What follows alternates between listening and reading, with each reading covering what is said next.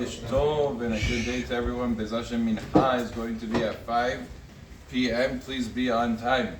Say some halachot that are relevant to Adar.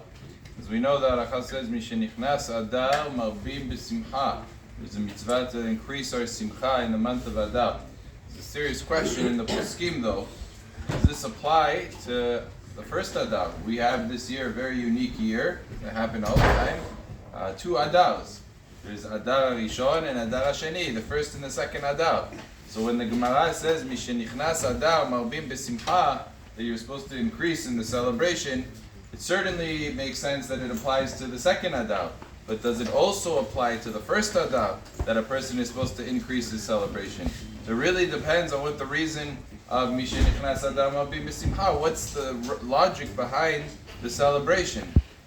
Some of the Rishonim explain the reason is because of the fact that we have all these great miracles, sort of a preparation. You have, just like in the month of Av, we have levels of Avelut, of mourning. In the month of Adar, we have levels of Simcha to make it to Purim with an ultimate level of Simcha. If that's the reason, then that wouldn't really apply to the first Adar because we don't celebrate Purim on the first Adar, and it's not connected. However, if the reason is because of Mazal, because we know during the month of Adar, the month of Adar is very strong Mazal for Am Yisrael, one can make an argument that even the first Adar has strong Mazal, and therefore should also have the Mishenichnas Adar marbim b'simcha. Very fascinatingly, the Sfat Emet has a different explanation. He says the Pshat in the celebration in the month of Adar is almost the converse of the month of Av. We know during Av we mourn because why? The Beit HaMikdash was destroyed.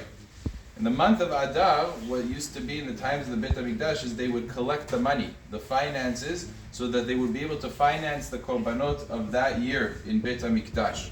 And since the month of Adar really established the Beit HaMikdash, it was the year, the month of the collections, and the month where the Beit HaMikdash would be repaired, and where everything would be fixed, and the finances would come in, and things would be established in the way it's supposed to be. So that is a time of celebration. If when Beit HaMikdash is destroyed, it's a time of mourning. When Beit HaMikdash is able to be built and continued, it's a time of celebration. And if that is the reason again, then that would not apply to the first Adar, because the first Adar they didn't collect. They only collected right before Nisan, before the beginning of the new year of the Korbanot, and that was during the second month of Adar. So it comes out that the majority of the reasons, it would not apply to the first month of Adar.